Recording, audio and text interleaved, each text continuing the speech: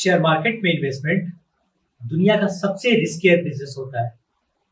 तो कोई भी इन्वेस्टर हो, किसी भी कंपनी में इन्वेस्टमेंट करने से पहले कुछ पॉइंट्स होते हैं जिनको आपको जानना बहुत जरूरी होता है, जिससे आपको ये पता चले कि कंपनी कितनी इफिशिएंट है प्रॉफिट जनरेट करने में, या कंपनी के साथ क्या क्या रिस्क एसोसिएट है, आपके पैसे के बढ़ने का या डूबने के कितने चांसेस हैं। बिना ये चीजें जाने आपको किसी भी कंपनी में इन्वेस्टमेंट नहीं करना चाहिए। तो आज मैं आपको 10 मैट्रिक बताने जा रहा हूं जिसको हर इन्वेस्टर को चेक करना चाहिए, चाहे वो बिगिनर हो या आप प्रो इन्वेस्टर है। आप उन पॉइंट्स को जरूर चेक करें, उन मैट्रिक को जरूर चेक करें before making any investment into the company. मेरा नाम जैद है। तो चलिए चलते हैं। वीडियो में मैं आपको यह भी बताऊंगा कि आप किसी कंपनी के शेयर की फेयर वैल्यू कैसे पता लगा सकते हैं। तो चलिए चलते हैं। तो सबसे पहला जो पॉइंट हमें कंसीडर करना है वो होती है मार्केट कैपिटलाइजेशन। हमें सबसे पहले इन्वेस्टमेंट करने से पहले ये कंसीडर करना है कि जिस कंपनी में मैं इन्वेस्टमेंट कर रहा हूं वो कितनी बड़ी है, क्योंकि बड़ी कंपनी के साथ आपके पैसे ज्यादा सेफ होते हैं कंपेयर टू छोटी कंपनी होगी। जो कंपनी जितनी छोटी होगी आपका इन्वेस्टमेंट उतना ही रिस्कियर होगा, जो कंपनी जितनी बड़ी होगी आपका इन्वेस्टमेंट उतना ही सेफ होगा। तो शेयर मार्केट में एक बात बहुत अहम होती है, आपको पैसे कमाने के साथ साथ पैसे बचाने का भी उतना ही ख्याल रखना चाहिए। तो हमें जो सबसे पहली पॉइंट कंसीडर करनी है वो है मार्केट कैपिटलाइजेशन, कि कंपनी का मार्केट कैप क्या है। आपको हम सजेशन कर रहे हैं कि हमेशा जो है बीएससी की टॉप 250 कंपनी है, हमेशा अपने इन्वेस्टमेंट उसी कंपनीज में करें। अगर आप न्यू इन्वेस्टर हैं, तो अगर आप प्रोफेशनल है तो फिर आप रिस्क इसको बहुत अच्छी तरह समझ रहे होंगे कि आपको किस कंपनी में इन्वेस्टमेंट करना है। उनको हम ज्यादा ये सजेशन नहीं कर रहे हैं। या अगर आप एक बिगिनर है या आप एक नए इन्वेस्टर है जिसको ज्यादा नॉलेज नहीं है, डीप रिस्क का असेसमेंट का नॉलेज नहीं है, उनको हम यही रिकमेंड करेंगे कि आप हमेशा जो टॉप 250 कंपनी है, आप बीएससी की वेबसाइट पे जाएंगे, सर्च करेंगे तो आपको मिल जाएगी। आप हमेशा जब भी इन्वेस्टमेंट करें कि उन्हीं कंपनी से इन्वेस्टमेंट करें या उस कंपनी में इन्वेस्टमेंट करें जिसका क्या कहते हैं मार्केट कैपिटलाइजेशन 5000 से एबव हो। तो ये हमारी पहली पॉइंट हो गई कि हमें हमेशा मार्केट कैप देखना है। जो छोटी कंपनीज हो उस आप अवॉइड करें कि आप ज्यादातर उसमें इन्वेस्टमेंट ना करें। उसके बाद जो हमारा अगला हम पॉइंट देखेंगे वो है ईपीएस। ईपीएस एक बहुत ही पॉपुलर मैट्रिक होता है। ईपीएस का मतलब होता है earning per share. Earning per share हमें ये बताता है एक शेयर होल्डर को कितनी अर्निंग मिल रही है कंपनी के थ्रू। दो तरह के शेयर होल्डर होते हैं कंपनी में, एक प्रेफर्ड शेयर होल्डर होते हैं, एक कॉमन शेयर होल्डर होते हैं। ये अलग टॉपिक है। प्रेफर्ड शेयर होल्डर को एक कंसिस्टेंट डिविडेंड मिलता रहता है। कॉमन शेयर होल्डर जो होते हैं वो कंपनी के रियल ऑनर होते हैं। तो हम ईपीएस के थ्रू हमें ये पता चलता है कंपनी कितना ज्यादा रेवेन्यू जनरेट कर रही है, कंपनी कितनी ज्यादा प्रॉफिट जनरेट कर रही है एक शेयर होल्डर को। इसको कैसे निकालते हैं? Net income minus preferred dividend. जो प्रेफर्ड शेयर होल्डर को डिविडेंड दिया था उसको नेट इनकम से माइनस कर देते हैं और उसको जो कॉमन शेयर होते हैं कॉमन शेयर होल्डर से डिवाइड कर देते हैं। तो हमें बेसिक ईपीएस निकल जाता है। एक बेसिक ईपीएस होता है, एक डाइल्यूटेड ईपीएस होता है। डाइल्यूटेड ईपीएस पे क्या करते हैं कि प्रेफर्ड शेयर को माइनस करने के बाद टोटल शेयर से हम उसको डिवाइड कर देते हैं। कॉमन प्लस प्रेफर्ड शेयर जो भी होते हैं दोनों को हम ऐड करके डिवाइड कर देते हैं, तो हमारा डाइल्यूटेड ईपीएस निकलता है। लेकिन बहुत कॉमन जो होता है बेसिक ईपीएस को कैलकुलेट किया जाता है, जिसमें हम सिर्फ कॉमन शेयर्स को अर्निंग माइनस प्रेफर्ड शेयर से डिवाइड कर देते हैं। इससे हमें कंपनी की प्रॉफिटेबिलिटी पता चलती है। इसको और भी रेशियो के साथ रख के देखते हैं। चलिए हम आगे बढ़ते हैं। एक बात मैं यहाँ पे ऐड करना चाहूंगा, आपको कोई भी अगर मैट्रिक समझ में ना आए या कोई भी रेशियो समझ में ना आए तो हमें कमेंट करके जरूर बताएं। हम उस पर एक डेडिकेटेड वीडियो बना के लाएंगे ताकि आपको वो कॉन्सेप्ट पूरी तरह से समझ में आ जाए। अभी ये वीडियो पे हम एक ओवरव्यू दे रहे हैं सारे रेशियोज का एंड मैट्रिक्स का।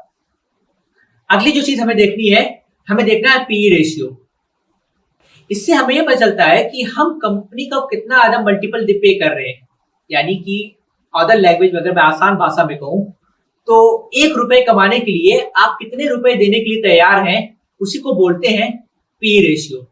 अगर किसी कंपनी का पीई रेशियो 5 है, इसका मतलब कि जो इन्वेस्टर्स हैं वो 5 रुपए देने के लिए तैयार हैं कंपनी के 1 रुपए अर्न करने के लिए। तो जितना ज्यादा पीई रेशियो रहेगा उतना ही समझ लो कि वो कंपनी ओवर वैल्यूड है, महंगी है। और जितना कम पीई रेशियो रहेगा उसका मतलब कि कंपनी का उतना अंडर वैल्यू है। बड़ी कंपनियों में अक्सर पी रेशियो ज्यादा होता है। इसको सिर्फ पी रेशियो को अपने आप नहीं देखना चाहिए, पी रेशियो को हमेशा इंडस्ट्री वाइज कंपेयर करना चाहिए कि इंडस्ट्री का जो एवरेज पी रेशियो है वो कितना है, उससे कंपेयर करके हमें कंपनी का पी रेशियो कंपेयर करना चाहिए। उससे आपको एक क्लियर पिक्चर मिलेगी कंपनी का पी एबव है या बिलो है, कंपनी ओवर वैल्यू है या अंडर वैल्यू है। और अगर आप और डिटेल में जाना चाहें तो कंपनी के पीई को अदर कंपनीज के, उसके पीयर्स के साथ कंपेरिजन करके देखें। तो इसको हमेशा और रेशियोज के साथ कंपेयर करके देखा जाता है। तो अगला चलते हैं हम डेट टू इक्विटी रेशियो की तरफ। डेट टू इक्विटी रेशियो क्या होता है?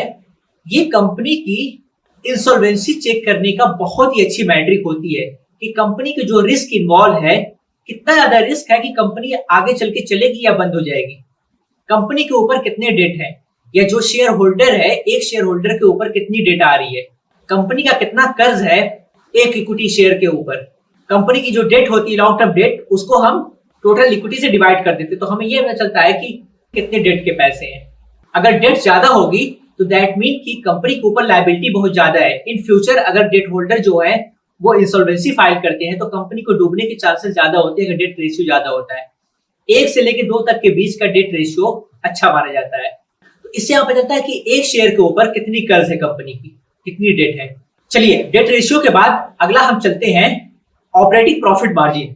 ऑपरेटिंग प्रॉफिट मार्जिन किसी कंपनी का प्रॉफिटेबिलिटी जनरेट करने का उसका पावर क्या है उसका पता लगाने के लिए बहुत ही अच्छी मैट्रिक होती है ऑपरेटिंग प्रॉफिट मार्जिन। इससे हम ये पता लगाते हैं कि कंपनी कितनी इफिशिएंटली अपनी प्रॉफिट जनरेट कर रही है, कंपनी का प्रॉफिटेबिलिटी क्या है, कंपनी जो है प्रॉफिट जनरेट करने के लिए कैपेबल है या नहीं है। ये जानने के लिए हम ऑपरेटिंग प्रॉफिट मार्जिन निकालते हैं कि कंपनी जितना सेल कर रही है उसमें से वो कितनी प्रॉफिट जनरेट कर रही है। उसका फॉर्मूला क्या होता है कि जो रेवेन्यू होता है, revenue minus operating cost, operating cost में जो कॉस्ट होती है उसकी एंड अदर ऑपरेटिंग एक्सपेंसेस होते हैं उसको माइनस कर देते हैं, जो बचता है उसको क्या कहते हैं, वो हमारी ऑपरेटिंग प्रॉफिट हुई। ऑपरेटिंग प्रॉफिट रेशियो निकालने के लिए इबिटा को हम रेवेन्यू से डिवाइड कर देते हैं। ये इबिटा एंड रेवेन्यू आपको कंपनी के प्रॉफिट एंड लॉस स्टेटमेंट से मिल जाएंगे, तो उससे आप कंपनी की प्रॉफिटेबिलिटी चेक कर सकते हैं या ऑपरेटिंग प्रॉफिट मार्जिन चेक कर सकते हैं। अगला जो हमारा रेशियो है वो है प्राइस टू बुक रेशियो। अब प्राइस टू बुक रेशियो क्या होता है?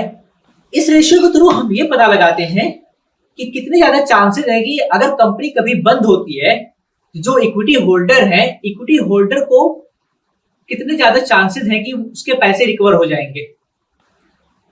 पीबी रेशियो का फॉर्मूला होता है price of the share divide by the book value पर शेयर। बुक वैल्यू पर शेयर हम कैसे निकालते हैं? बुक वैल्यू पर शेयर निकालने के लिए total equity minus preferred equity को divide by the total outstanding share, तो हमें बुक वैल्यू पर शेयर निकल जाती है। उस बुक वैल्यू तो शेयर प्राइस को बुक वैल्यू पर शेयर से डिवाइड कर देते हैं तो हमें पीबी रेशियो मिल जाता है। अगला जो हमारा मैट्रिक होता है, अगली जो चीज हमें देखनी है वो रेवेन्यू ग्रोथ देखना है कि कंपनी जो है उसका रेवेन्यू ग्रोथ क्या है, ईयर वाइज ईयर या month wise month, quarter wise quarter company क्या ग्रोथ दे रही है। ओके, कंपनी के सेल्स में कितना इंक्रीज और कितना डिक्रीज हो रहा है, उससे आपको पता चले कंपनी आगे जा रही है, कंपनी पीछे आ रही है, कंपनी का फाइनेंशियल हेल्थ क्या है, कंपनी इफिशिएंट है या नहीं है। तो रेवेन्यू ग्रोथ बहुत ही इंपॉर्टेंट होता है आपको देखना। तो आप कंपनी का रेवेन्यू ग्रोथ जरूर देखें। प्रॉफिट एंड लॉस स्टेटमेंट जो सबसे ऊपर होता है, सेल्स लिखा रहता है या रेवेन्यू लिखा रहता है, उसको हम जो करंट रेवेन्यू है उसको प्रीवियस रेवेन्यू से माइनस करेंगे डिवाइड बाय प्रीवियस रेवेन्यू, तो हमें उसका एक परसेंटेज के फॉर्म में वो मिलेगा कि कंपनी ईयर वाइज क्या कितने परसेंट से ग्रोथ कर रही है। अगर रेवेन्यू ग्रोथ हर ईयर वाइज ईयर बढ़ रही है दैट मीन कि कंपनी बहुत ग्रोइंग फेज में है। अगर रेवेन्यू ग्रोथ डाउन हो रहा है इसका मतलब कि कंपनी जो है वो अपना मार्केट शेयर लूज कर रही है। तो एक आपको अर्ली इंडिकेशन मिल जाएगा कि कंपनी किधर जा रही है, कंपनी ग्रो कर रही है, कंपनी डिक्लाइन हो रही है। उससे आप अपना इन्वेस्टमेंट डिसीजन बना सकते हैं, या एग्जिट करना है या आपको और शेयर बढ़ाना है। तो रेवेन्यू ग्रोथ को आप जरूर देखें कि कंपनी का रेवेन्यू ग्रोथ क्या है, उसकी ग्रोथ ट्रांजेक्टरी क्या है, वो आगे जा रही है पीछे आ रही है। ये बहुत ही इंपॉर्टेंट होता है कि कंपनी के ग्रोथ का हमें आइडिया हो कि कंपनी ईयर वाइज ईयर या क्वार्टर वाइज क्वार्टर क्या ग्रोथ दे रही है। और भी रिक्वेस्ट कि इसको 5 साल 3 साल का देखें, 1-2 साल से इसको वो ना करें, क्योंकि कभी कभी ऐसा होता है कि कुछ ऐसे इवेंट्स आ जाते हैं, कुछ इकोनॉमिकल अप एंड डाउन आ जाते हैं जिसमें कंपनी की ग्रोथ डाउन हो जाती है। तो किसी 1 साल या 2 साल के रेवेन्यू ग्रोथ को आप लेके डिसीजन ना बनाएं, हमेशा 5 साल से ऊपर का बोलें एक, और उसके बाद देखें कि उसका क्या ग्रोथ ट्रैजेक्टरी रही है। अगली चीज हम देखेंगे वो है कवरेज रेशियो। कवरेज रेशियो क्या होता है कि उसको हम ये देखते हैं कि कंपनी जो है कितनी इफिशियंट है अपने डेट को पेमेंट करने में, कंपनी कितनी अर्निंग कर रही है जिससे जो उसकी डेट है वो इजिली पे हो जाए। इंटरेस्ट कवरेज रेशियो का जो फॉर्मूला होता है ईबिट डिवाइड बाय इंटरेस्ट। तो हम देखते हैं कि जो earning before interest and tax होता है, कितना कंपनी जनरेट कर रही है ईबिट, उसको हम जो इंटरेस्ट दे रही है उसको डिवाइड कर देते हैं, EBIT divide by the interest. So हमें आइडिया हो जाता है कि कंपनी कितनी इफिशिएंट है अपने डेट को पेमेंट करने में। ओके, जितना ज्यादा कवरेज रेशियो होगा दैट मीन कि कंपनी उतनी ही इफिशिएंट है अपने डेट को पेमेंट करने के लिए। अगर कवरेज रेशियो कम है दैट मीन कि कंपनी जो है इफिशिएंट नहीं है अपने डेट को पेमेंट करने के लिए, कंपनी इतनी प्रॉफिट नहीं बना पा रही है, इतनी सेल नहीं कर पा रही है वो अपने इंटरेस्ट को पे कर पाए। तो ये एक बहुत ही अच्छा मैट्रिक होता है। तो ये आप जरूर देखें कवरेज रेशियो। जो भी हम रेशियोज बता रहे हैं सारी के सारे रेशियोज आपको screener.com पे मिल जाएंगी, वहां पे जाकर आप चेक कर सकते हैं। अगला जो हमारा रेशियो है return on equity ratio, ROE जिसको बोलते हैं। ROE के थ्रू हमें पता चलता है कि कंपनी जो इनकम जनरेट कर रही है, जो इक्विटी होल्डरों का पैसा है उसके इक्विटी होल्डर के ऊपर कितनी कंपनी इनकम जनरेट कर रही है। इसका फॉर्मूला जो होता है net income divide by total share holders equity. जो शेयर होल्डर की इक्विटीज है उसको हम नेट इनकम से डिवाइड कर देते हैं, तो हमें आइडिया होता है कि इक्विटीज पे कंपनी का अर्निंग कितनी है, कंपनी की क्या अर्निंग आ रही है, कितनी प्रॉफिट आ रही है। अगर इक्विटी ROE ज्यादा है दैट मीन की कंपनी बहुत अच्छा जनरेट करके दे रही है अपने शेयर होल्डरों को। अगर कम ROE है दैट मीन की कंपनी जो है अपने शेयर होल्डरों को ज्यादा प्रॉफिट नहीं दे पा रही है। तो ROE एक बहुत ही इंपॉर्टेंट टूल होता है। ROE हमेशा परसेंट फॉर्म में होता है। आप कह सकते हैं कि आप EPS जो है, EPS में भी हम सेम ही बात कर रहे थे, अर्निंग पर शेयर जो होता है, earning per share absolute number में होता है, ROE जो होता है वो परसेंट के फॉर्म में होता है। तो आपको ये आइडिया हो जाएगा कि कंपनी कितना इफिशिएंटली जो है एक इनकम जनरेट करके उस पर दे रही है इक्विटी होल्डर्स को। अगर आपको इन सब टॉपिकों पे डिटेल वीडियो चाहिए तो आप हमें प्लीज कमेंट करके बताएं, हम हर मैट्रिक पे डिटेल वीडियो लेके आ जाएंगे। तो चलिए चलते हैं हम अपने अगले और आखिरी मैट्रिक की तरफ। उसके बाद हम आपको बताएंगे कि आप शेयर का वैल्यूएशन कैसे निकालेंगे कि वो share over value under value है। तो ये हमारा जो आखिरी मैट्रिक है वो है रिटर्न ऑन कैपिटल एम्प्लॉयड। ये चीज बहुत ही जरूरी होती है कि आपको ये पता चले कि कंपनी की जो फंड है कंपनी के पास, कंपनी उसको कितना इफिशिएंटली यूज कर रही है प्रॉफिट बनाने में। अगर आप किसी कैपिटल इंटेंसिव इंडस्ट्री में इन्वेस्ट कर रहे हैं तो आपको जानना ये जरूरी है कि जो कैपिटल कंपनी के पास है उसको कितना इफिशिएंटली कंपनी यूज कर रही है प्रॉफिट बनाने में। ROCE का जो फॉर्मूला होता है EBIT earning before interest and tax divide by total asset minus current liability जो होती है वो होती है कैपिटल एम्प्लॉयड। तो ROEC निकालने के लिए EBIT earning before interest and tax divide by capital employed. आपको ये सारे फिगर जो है कंपनी की प्रॉफिट एंड लॉस स्टेटमेंट में मिल जाएंगे। ये 10 पॉइंट्स हैं जो आपको जरूर चेक करना चाहिए before make any investment decision. अगर आप किसी भी कंपनी में इन्वेस्टमेंट करने जा रहे हैं तो आप इन 10 पॉइंट को जरूर चेक करें। आप इन सारी चीजों को समझने के साथ उसको जो इंडस्ट्रीज का एवरेज है उसके साथ कंपेयर करें। कंपेयर करने के बाद आपको आइडिया हो जाएगा कि जिस कंपनी में आप इन्वेस्टमेंट करने जा रहे हैं वो उसका स्टैंड क्या है, उसका क्या वैल्यू है, मुझे इसमें इन्वेस्टमेंट करना चाहिए नहीं करना चाहिए। जो मैं आखिरी में आपको टिप देना चाहूंगा कि आप किसी कंपनीज का प्राइस जो चल रही है वो ये देख के पता लगा सकते हैं कि कंपनी की प्राइस जो है ओवर वैल्यू या अंडर वैल्यू है, उसको आप कैसे पता लगा सकते हैं। तो उसके लिए एक बहुत ही छोटी सी मैट्रिक होती है, आप उसको ध्यान रखिएगा कि जो कंपनी का EPS होता है, कंपनी के EPS को जो इंडस्ट्री की पी रेशियो होती है उससे मल्टीप्लाई कर देंगे तो वो जो प्राइस आएगी वो कंपनी की फेयर वैल्यू होगी। ओके, सपोज करो कि आप स्किनर.com पे जाएंगे तो जिस कंपनी को ओपन करेंगे उसी के वहां पे इंडस्ट्री का पी रेशियो वहां से ऐड कर लें और पी रेशियो देखिए इंडस्ट्री का पी रेशियो क्या है, उसके बाद उस कंपनी के EPS को इंडस्ट्री के पी रेशियो से मल्टीप्लाई कर दें तो जो भी प्राइस आएगी वो उस शेयर की फेयर प्राइस होगी। तो आप ऐसे पता लगाते हैं कि आपका शेयर सस्ता है या महंगा है।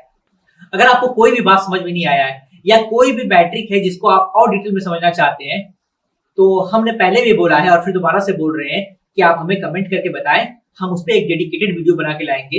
We try to cover every aspect of that particular ratio. Okay. Hope कि आपको एक जनरल ओवरव्यू मिल गया है। आपको ये चीजें कंसीडर करके आप अपनी इन्वेस्टमेंट जर्नी स्टार्ट कर सकते हैं। अगर आपको वीडियो पसंद आई हो तो please consider to subscribe our channel. Thank you very much.